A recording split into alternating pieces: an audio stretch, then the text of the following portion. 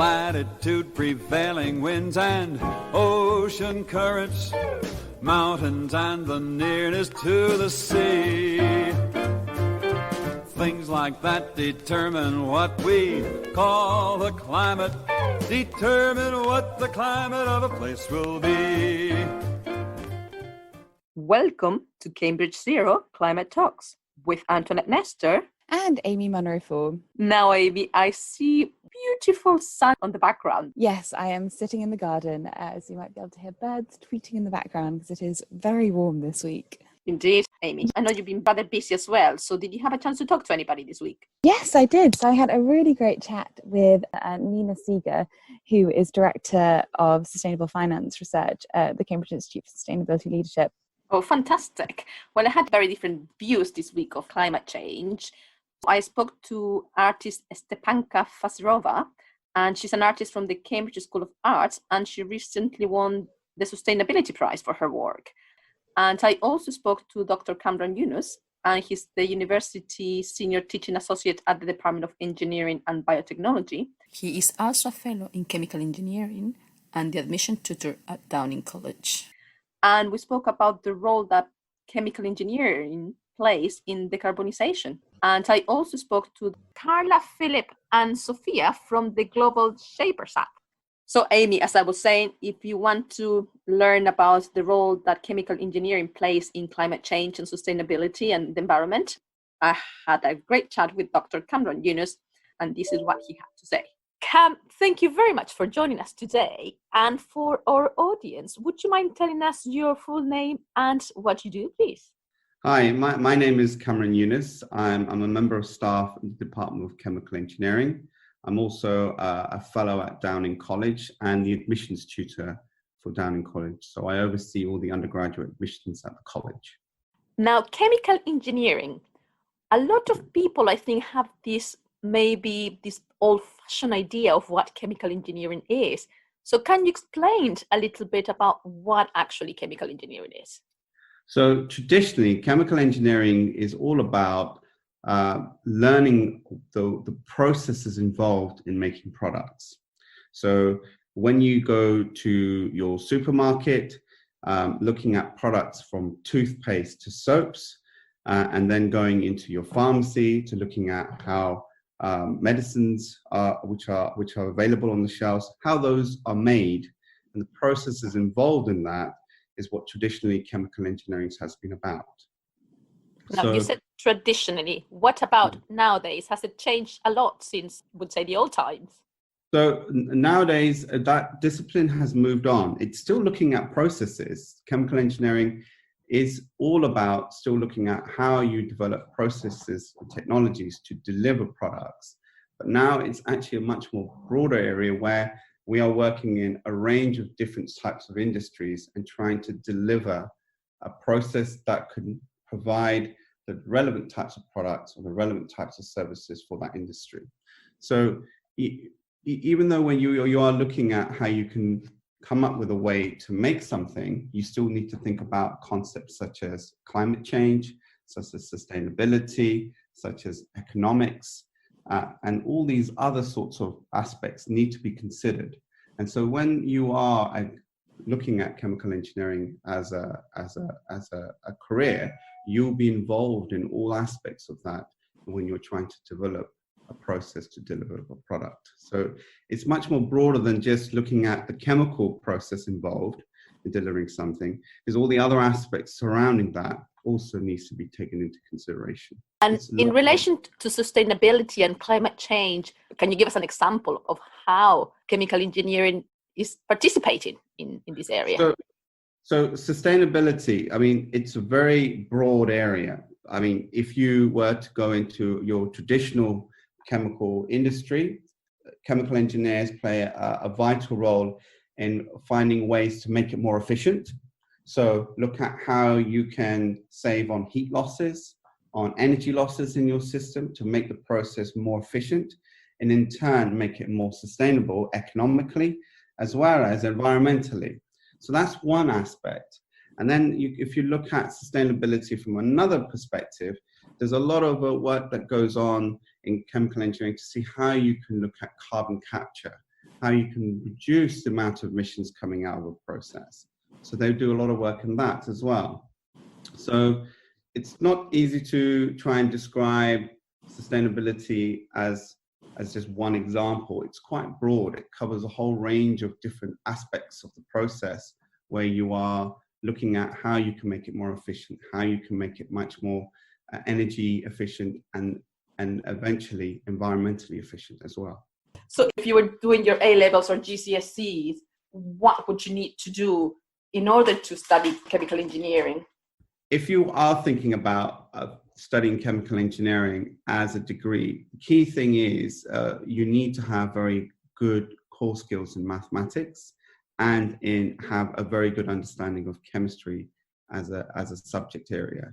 So one of the things we always encourage people who are thinking about this as a subject to study at university is that they should make sure that they're doing A-level maths and A-level chemistry as a must, because this is really what's quite core for the subject. So when you're doing your GCSEs, if you're interested in maths as a subject and as science as a subject, you should definitely consider doing it at A-level. And if you then decide that you want to do chemical engineering, you will be in the right place, in the right position to apply for the course, because you will meet the entry requirements for most universities. And if people, for example, if parents or young students wanted to learn more about how they will study, what they can study within the whole chemical engineering area, I believe you have some webinars coming up. Oh, yes. So next week, the university normally has an open day, which runs for 2 days. But obviously, due to the issues around COVID-19 and social distancing, the university have launched a series of virtual open days on the 2nd and 3rd of July. The chemical engineering department are running a series of webinars during those 2 days. And the idea is that we'll be running 2 webinars on a Thursday morning and 1 on a Friday morning, which will be talking about chemical engineering as a subject. What does it involve? What is the discipline all about? What do you learn about if you were to come and study chemical engineering at Cambridge? And we'll be also giving an opportunity to tell students about the process of applying for chemical engineering. What does it involve? How do you prepare your application? What do you need to focus on in a personal statement? What to expect if you were to come for an admissions interview at Cambridge for chemical engineering? And also what we're doing during this webinar is providing an opportunity for applicants to meet current undergraduates and hear from them about their experience of studying chemical engineering and what it's like being a student at Cambridge. So that's what's happening on the Thursday morning and on the Friday morning. And those webinars are running at 10 o'clock in the morning on Thursday and another one at 10 o'clock in the morning on a Friday. But also in the afternoons, we're going to be running another type of webinar where we're going to be able to have some of our academics from the department present some of their research work. And the whole idea there is all about showing how diverse chemical engineering is as a discipline, and the areas of work, research work, that chemical engineering broadly covers as well. But the theme we picked for those webinars in the afternoon is to kind of talk about some of the response that the department has taken in terms of supporting initiatives to develop technologies to support the crisis we're having with COVID-19. So you'll hear from some of our academics, and they'll be talking about the type of research work they've been doing on developing ventilators, on developing testing technologies that could help support what we're currently facing in terms of COVID-19 and the challenges we're facing with that right now. So actually that's very interesting because people don't immediately think of chemical engineering and COVID-19. I don't think that many people can see a relationship there of what chemical engineers are doing in relation to it. I mean, this is one thing about chemical engineering as a discipline. It's very broad and cross-disciplinary. So there are elements of material science, elements of traditional chemistry, elements of traditional engineering that all come together when you are looking at possibly technologies to deliver for new ventilators or so forth. Also for testing kits for diagnostics, again, you're looking at elements of material science to develop the kits. You're looking at the chemistry or the biochemistry that goes into the sensor technology that is testing a sample from a patient, through to the technology which then goes away and actually does the analysis to give you the results and the information that you can then go on and interpret. So there's a whole range of different types of disciplines involved in delivering that sort of technology platform. And the nice thing about chemical engineering as a discipline, it really kind of bridges between all those different areas of research and brings them together to look at how you can develop platforms for different technologies. Fantastic. And Cam, this is a question that I usually ask people that are on the radio show. If you had a magic wand, or if you could wish of a perfect world, what would we look like? Definitely like to see, if I had a magic wand and I'd like to see the world, I like to see the world in a way where we are not so reliant on fossil fuels. The amount of reliance we have on that, on supplying our energy needs is tremendous, you know. And if we were to be able to come up with a way where we're not relying on that, would be amazing. So that would be something which would be a great thing to have. And it's a challenge which is very difficult to solve. You know, it's very hard to meet the energy demands that we as a human race need have nowadays in the world. So having something which can replace that would be brilliant. But I don't know how you do that right now. Finding ways to meet that demand of fuel for the transport sector is a big challenge. You know? Indeed. And for example, when you think about the docks and everything that comes, you know, on containers, you know, that's another big pollution as well that, you know, we don't really think about immediately when we think about pollution. Yes. Well, Cam, thank you very much. It has been wonderful to have you on. Thank you so much for the opportunity to talk to you and tell you a little bit about chemical engineering. And I hope there are many people listening who would like to find out more about chemical engineering. Please do come along to our webinars next week. Fantastic. And they just go to the webinars, they just look at your website, or how would they get? Yes, so if they go onto the Department of Chemical Engineering's website at the University of Cambridge, there is a link on the main homepage for the webinars where you can register. And once you've registered, we'll be able to send you a link to the actual webinar, which will be running on Zoom. And on the day, you just click on the link and you should be able to view the webinar happening live. Great, that was really interesting. So I, on a completely different tack, went to go and talk to Nina Seega. Today I am talking to Nina Seega, who is Research Director for Sustainable Finance at the Cambridge Institute for Sustainability Leadership. Nina, thank you for coming on. Thank you very much, Amy, for the invitation. So how did you first become interested in climate change and sustainable finance? I've spent about half of my career, the first half of my career, in the financial sector. So I worked for 7 years in an investment bank, looking primarily after a variety of risks, be it market risk or credit risk. And my last job was managing a risk desk on the trading floor through the financial crisis. And I really got interested in resilience and sustainability there. So I left finance and I came to University of Cambridge to do a little bit more exploration and understanding about the financial practices that drive resilience. And when I was doing that, I got very interested in sustainability more broadly. So in about 2016, when China was heading the G20, it set up what was at that point called the Green Finance Study Group, which was a group of worldwide financial regulators at the G20 level. And they were trying to understand what type of mechanisms we can use to foster green finance.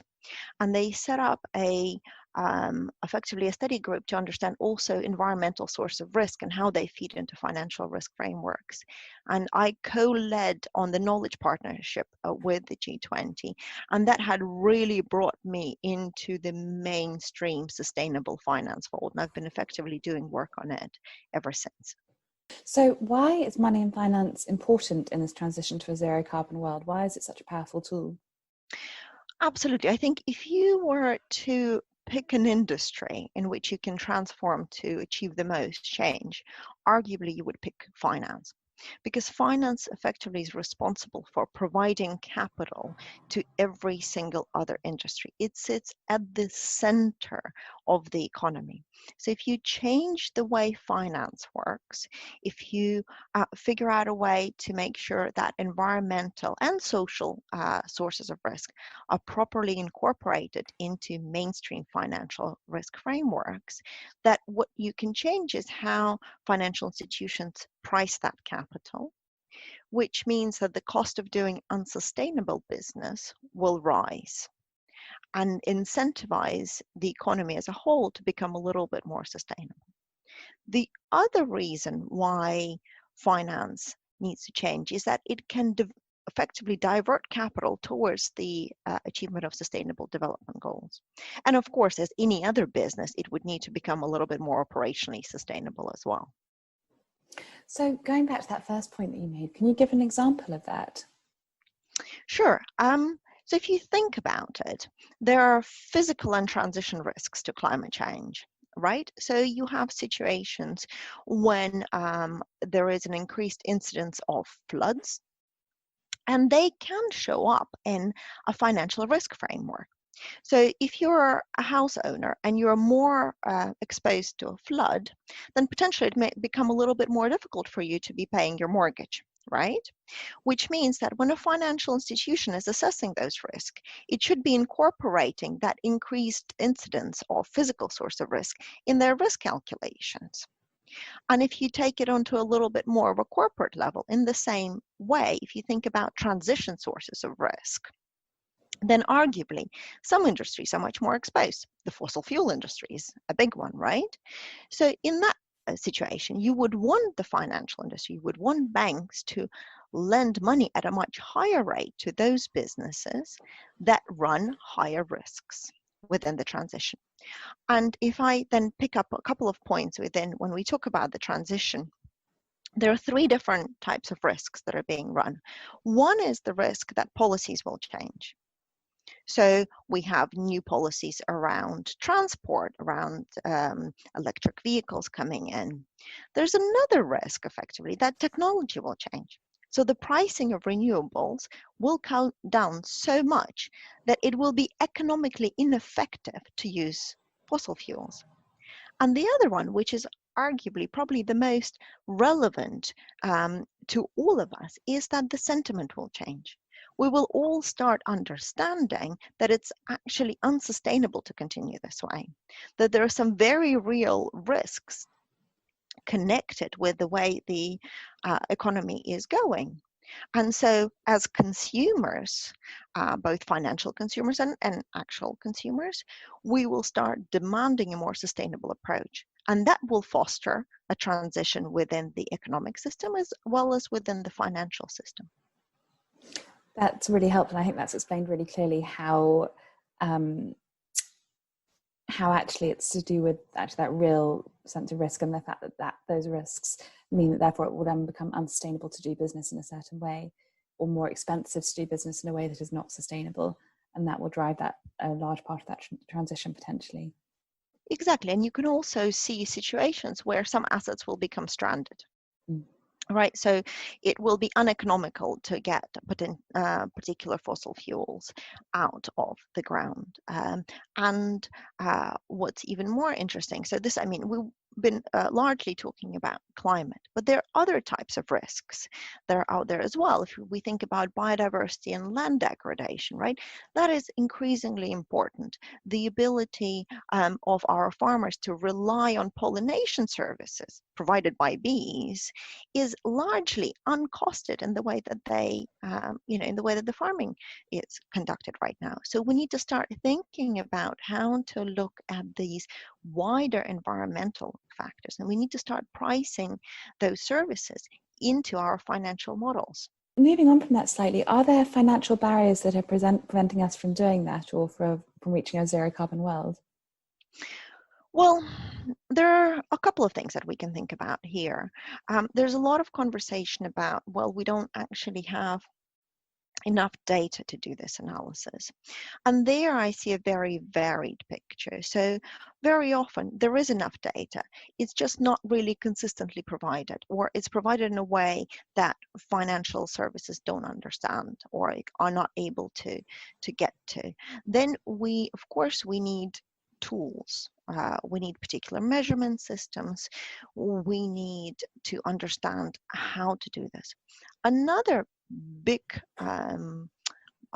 block effectively is disclosure. So if we're thinking about the financial world, they look at effectively their funding organizations, their funding corporates. In order to assess the risks of doing business, they need to understand which risks are the corporates running. And that means that the corporates need to be disclosing those risks, right? So there's a big piece about ensuring how do we disclose the risks and the strategies for combating those risks in the wider system. So if we don't know that a particular organization is particularly reliant, let's say, on biodiversity, or particularly reliant on fossil fuels. Fossil fuels, it's a little bit easier because we kind of know which organizations are relying on them. Biodiversity is a little bit more difficult in that regard. Then it becomes more difficult for the financial system to make those judgments. So actually it's because we don't necessarily fully understand the entirety of how a company does business or its supply chain, and therefore what its risk actually is, what its exposure to risk actually is, because we may not fully understand that, I don't know, at the base of a clothing supply chain, this is a completely hypothetical example, you might have pollinators needing to pollinate the crops that are used to grow cotton to make the clothes or whatever it is, and actually therefore there's an intrinsic reliance on pollination for the fashion industry that you might not be able to predict from at the surface level. Exactly, or social issues, right? Who produces those clothes? Where are they produced? What are the regulations around that? So we need to look at a somewhat wider sustainability picture. But if I bring it back to every one of us, right? If we don't quite understand what the corporates are doing, it's difficult to understand what impact the money has. So one part of it is around the corporate disclosure. Another part of it is around disclosure of impact of our money achieves, right? So if you look at investment funds, if you look at our pensions, do we know where those pensions are invested? Do we know whether those investments overall are doing harm or doing good? Right? So at this moment in time, what we also need and what we're working towards in the sustainable finance world is a really robust impact measurement framework where you can look at an investment portfolio and say, this portfolio is exposed to these particular risks, and this portfolio is achieving this type of impact against climate goals, against wider ecosystem issues. So, we know what's the water usage, what's the impact on land degradation, but also on the social element, right? Is that, are they paying taxes? Are they fostering or reducing inequality in the organizations that they work with? So understanding the impact of our money is really, really important. And that's actually relevant to all of us as consumers. It sort of brings me on to my next questions. Are there financial mechanisms that could be used to reach a more sustainable world faster than that are currently being underutilized? Yeah, so I think there are two ways that we're currently working to move finance. One is make sure that the risks are adequately reflected. And there is a variety of work ongoing on developing tools, on creating data streams. The policymakers, the financial regulators are doing quite a lot to bring in, for example, climate stress testing into the financial world. So there's quite a bit of work ongoing there. There is also the kind of the opportunity side, right? How do we actually direct finance to sustainable development goals? And again, a lot of organizations are coming in and saying, okay, so we will try to finance them to a certain percentage of our portfolio, let's say this way. However, I think one thing that is happening is that we have quite a number of different approaches to this. So sometimes for financial firms, it's really difficult to decide which approach to use. And that's probably a comment that relates to the more sophisticated financial firms, right? There's also a large issue with generic awareness. So we have a stream of leaders that are doing relatively well in this area, that are trying to understand how to work this out. And we have a lot of other financial firms for whom this is really difficult, and for who don't really understand how to get on top of these, right? So there's, I think, a generic issue with capacity building in the financial system, and it's not because they may not be trying. It's because it's not an easy thing to get your head around. That's really interesting. To speak into that, do you come across common misconceptions about sustainable finance? Yes, though I think I would split them into two parts. There are common misconceptions in finance around sustainability, right? I mean, we have these conversations. Well, if I am investing sustainable, that must mean that I'm not achieving the same return. So there's still this conversation around, well, is sustainability actually profitable or not, right? And there is a huge number of studies, including one meta study, that has said that actually sustainability and profitability relationships is, in the vast majority of studies, non-negative, and in most of them it's actually positive. So there is this conversation to be had.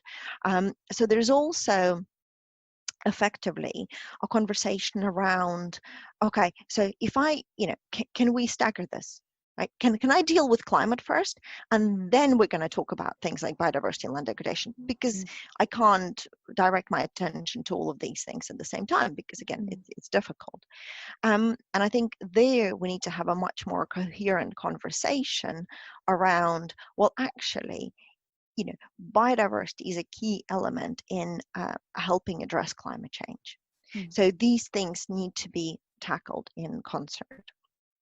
And I think the third one, the one that I potentially struggle with the most, is when we talk about transition to a net zero world, we have these pathways, right? There is the 1.5 degree pathway, which is fantastic, but to get to which we need to take quite a little bit of action. We need to invest quite heavily, so there's quite a lot of cost to transition. And then there is that we do nothing and we get to 6 degrees. And we tend to treat those in separation. It's either the one or the other. But in reality, what we're going to have is we're going to have to invest to move to a more sustainable world, while at the same time dealing with global warming, because there are some certain physical issues with a 1.5 degree world. So flooding will become more prevalent in a 1.5 degree world. Wildfires will increase in a 1.5 degree world. So what we need to start doing is we need to look at these things in concert, rather than, it's either the one or the other. Switching back slightly to thinking about this problem around us maybe not fully understanding where our money goes. I remember a while ago watching a BBC Ideas piece that you did around pensions and asking viewers if their pensions were contributing to climate change. Could you explain why a pension might contribute to climate change in particular, and how people might know and what they could do about it if it is? Absolutely. So if you, I think to the way your pensions are usually structured.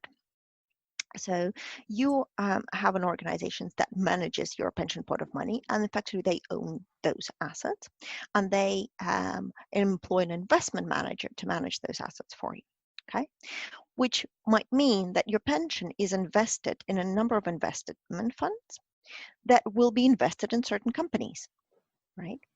And the big question is, which companies are they invested in?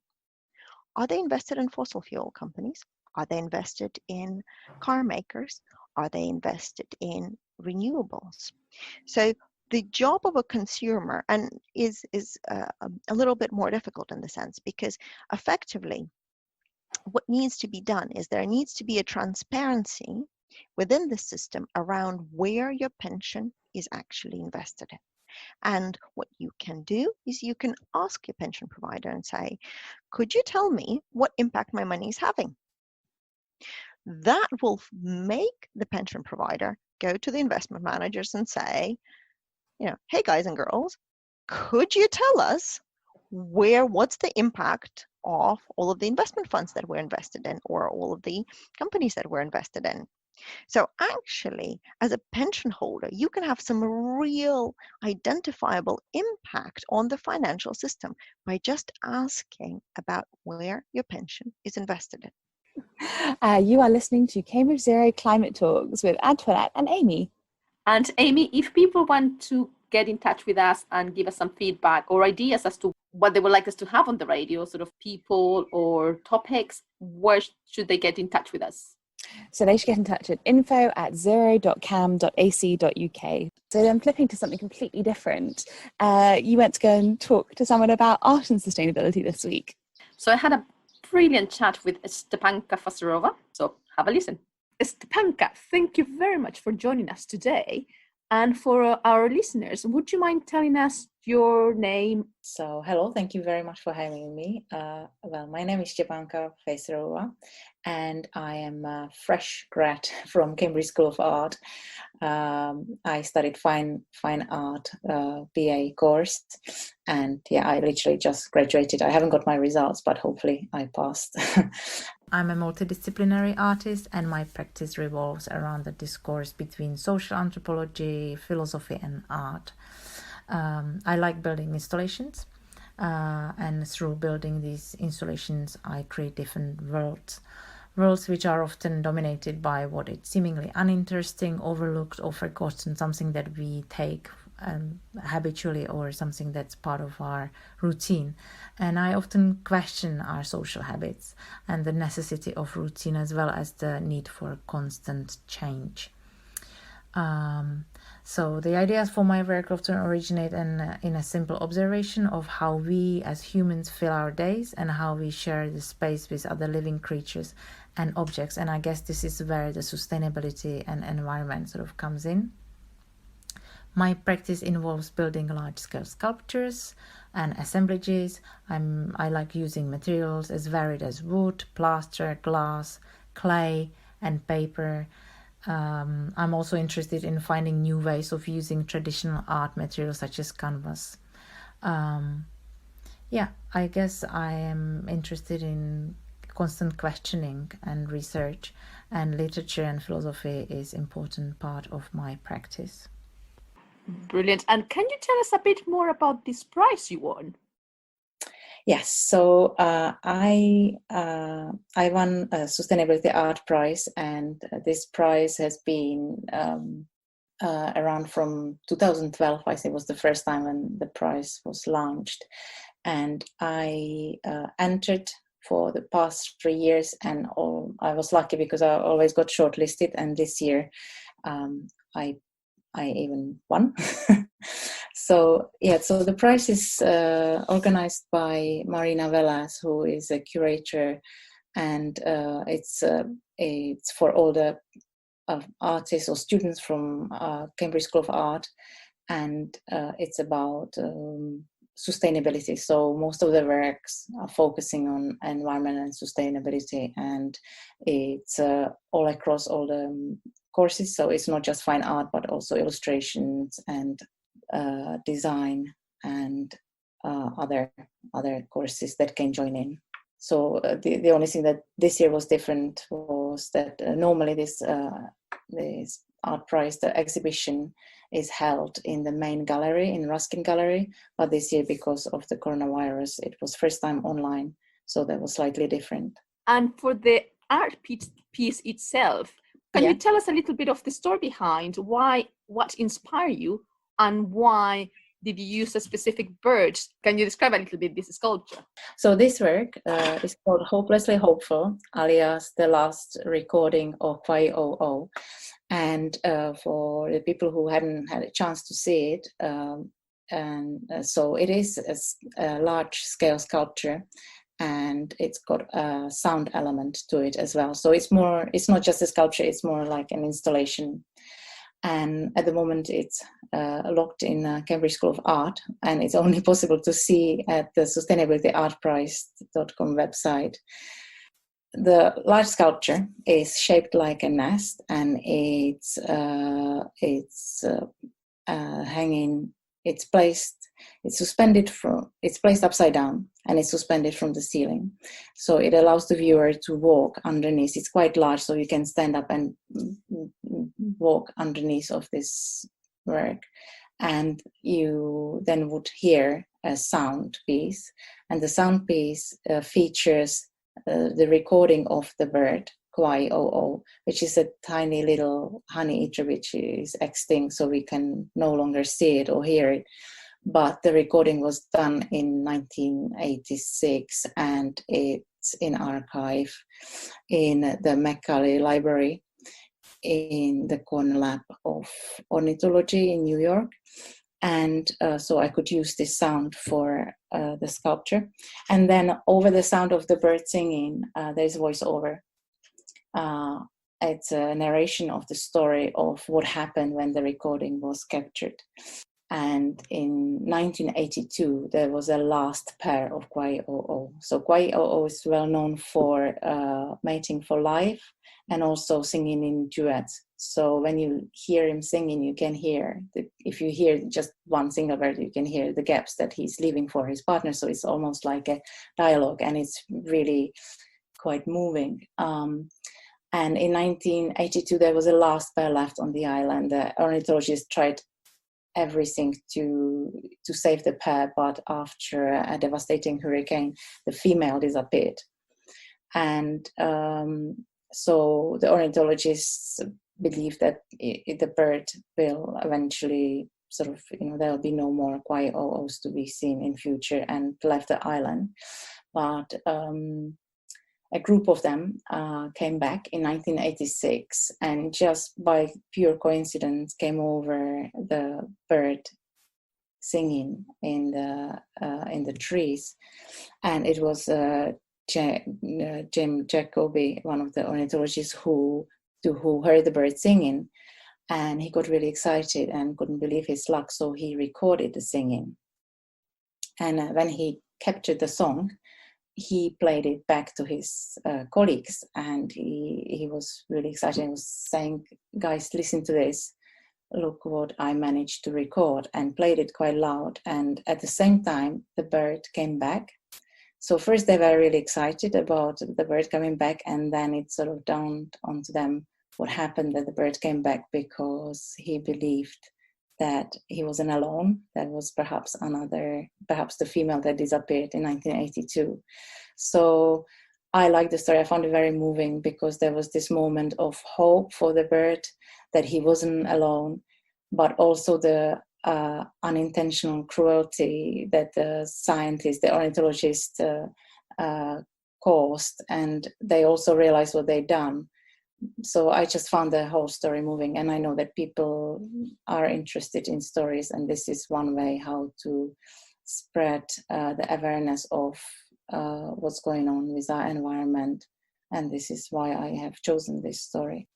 And from the point of view of the narrative on the sculpture, whose point of view is it? Is it your point of view? Is it somebody else? Or is it the bird itself? So the sound piece is a story narrated from the bird's point of view.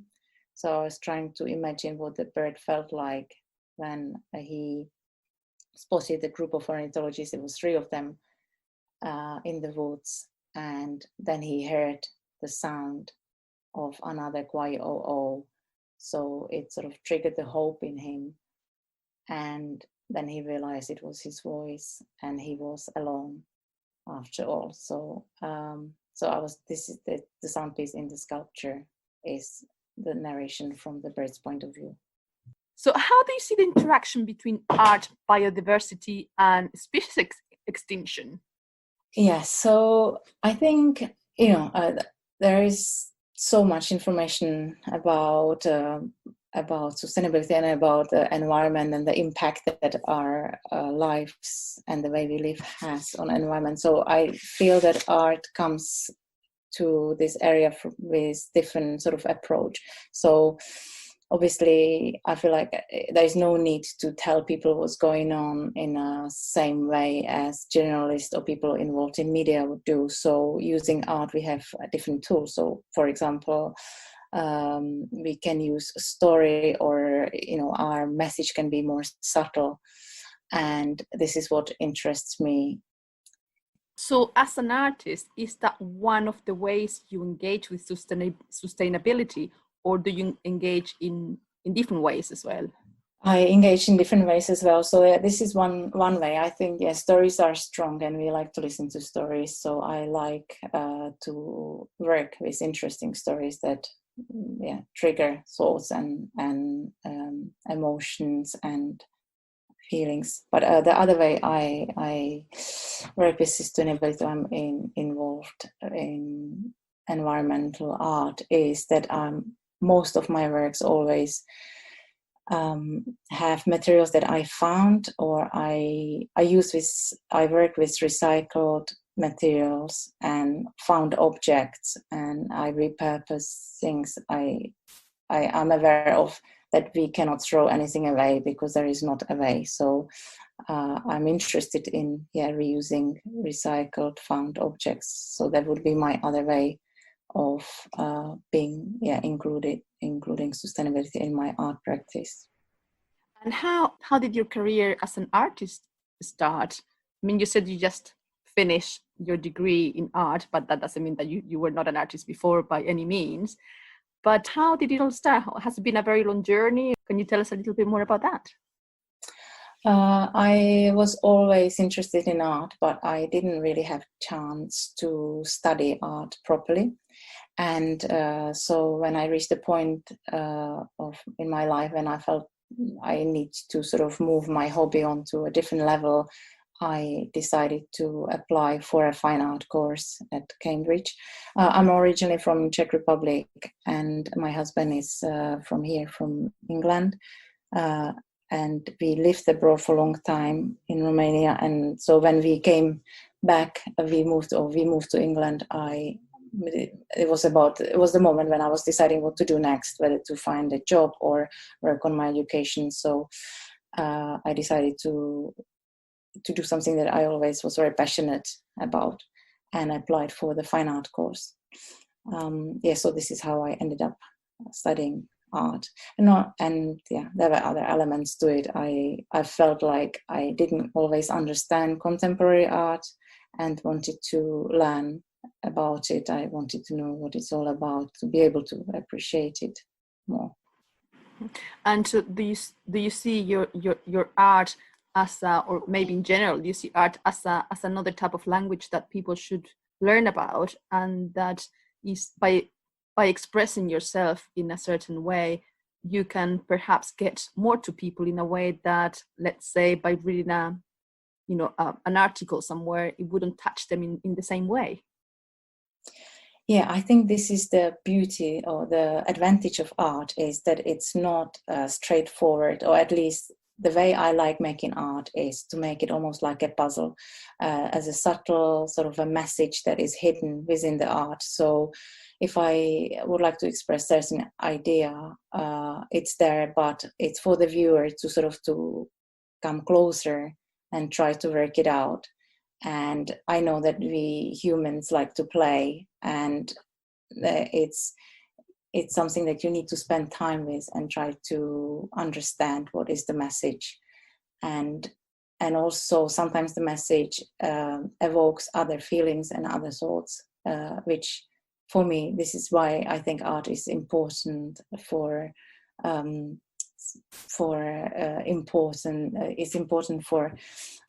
sustainability or environment or other areas, because it's not so straightforward like journalism. It's not about the headline, it's not about the title, it's more complex and more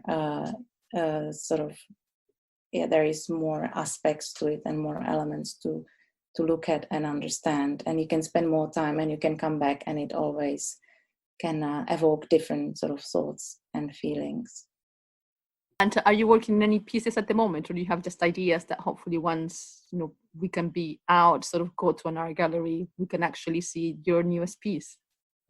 Yeah, I have ideas, but unfortunately, my work, my material is locked at the Cambridge School of Art, so I'm waiting for a message when I can retrieve what is locked in the studio space and start working So I'm at the moment, I'm just absorbing lots of information and reading a lot and listening and talking to people.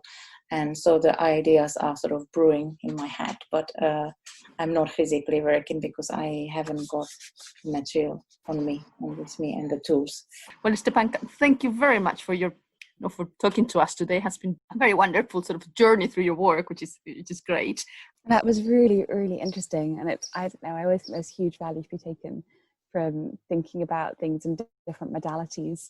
So for anyone just joining, this is Cambridge Zero Climate Talks. In relation to sort of shaping the way we interact and we live today, I spoke to the Global Shapers Hub, and this is an initiative that is taking place in different cities, and they're trying to engage people living in those cities to become involved with these hubs. I'm here with Carla, Philip, and Sophia from the Global Shapers Hub. So would you mind introducing yourselves as well for our audience, please? Sure. So I'm Philip Laporte. I am a member of the Global Shapers Hub in Cambridge. I'm also a co-director of the Saltution Foundation, which is a not-for-profit organization focusing on deliberative democracy and Saltution-based citizens engagement events. I'm Carla Cervantes Varron. I am doing my PhD in engineering here in Cambridge, and I am a member of the Global Shapers Cambridge Hub. Hi, I'm Zsofia. I'm also a member of the Cambridge Hub. Global Shapers. I'm the incoming curator, and I'm a psychologist by background, currently doing my PhD, looking at service development for developmental disorders in Ethiopia and in Argentina. And can you explain to me a little bit what the Global Shapers Hub is? So the Global Shapers community is the youth community grown out from the World Economic Forum. We work on a local basis, so we have more than 300 hubs all over the world. And we in Cambridge, we are currently in our hub, we have 21 active members who are coming from different fields. But what connects us is that we all believe in sustainability, we all believe in SDGs, we all believe in wanting to make a better world. And we work on various projects. Currently, we have one on gender and diversity, one on sustainability, another one regarding blood donations in Cambridge, just to mention a few. There's some projects starting up this year. One is, for example, about eco-fashion and sustainable fashion. So we'll see how these projects develop this year, despite these difficult circumstances. But we're trying to work on maintaining them and developing them despite the circumstances. And Carla, how has the process been at the moment? I mean, have you been keeping track of each other via online meetings, or how has it worked? Yeah, exactly. So we've been having a few meetings in different platforms even to test them out. And yeah, I guess through that we know what each other is doing and whether there's been any progress in all the projects or whether there's any new ones that need to be done to cope with the current circumstances. So Okay. Philip, what Yes. about you? What is your role in the Global Shapers Hub, and how did you become involved with it? Yeah, that's a really interesting question. So, I mean, I became involved with it about, I think, 2, maybe 3 years ago now, because I felt like I wanted to have some more impact in Cambridge locally on some of the, pressing issues in our city. And so some of the things we have since done, and a lot of our members from the hub have been involved with, is pursuing projects that drive, make our community more sustainable. So we have organized talks and events together with the Climate Reality Project. So the Climate Reality Project is an initiative organized by or launched by former US President Al Gore, and it's an international initiative to make people more aware of how climate change is affecting all of us and will be affecting us in the future. So we have organized talks and events about that in the university, but we found out it's actually really hard to engage with students and the university community, just because everybody is busy, people have their own events, their own appointments to attend. So attracting or basically receiving people's attention to talk to them about these issues is really quite hard. So you have to work hard on that. There are other projects we have worked on in our hub. One is on creating global networks. One project is called Global Shapers. So it's basically trying to connect members of our organization around the world. But at the same time, we make sure that people don't need to meet up in the same place, which then, costs a lot of money, takes a lot of time, and most importantly, also creates a lot of carbon emissions. If you look at the carbon footprint that we all have, because we hop on all these planes and fly around the world so many times. So we were trying to look into ways for people to meet up online in a kind of serendipitous way and connect beyond the kind of standard social bubbles that we're in, if that makes sense. Sophie, do you want to add anything to that?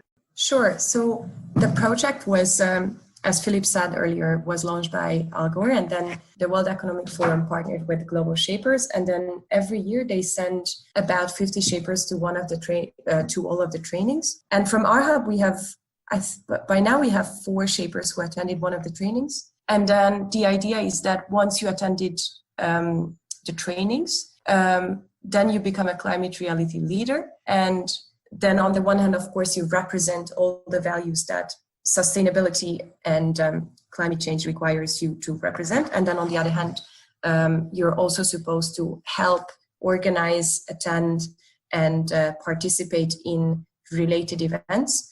So that's something that we did to some extent in Cambridge Hub as well. And so the trainings are primarily focusing on advocacy. So when I personally attended the training, I found it very interesting. Coming from more of an academic background, I expected that we would talk a lot about the science behind climate change.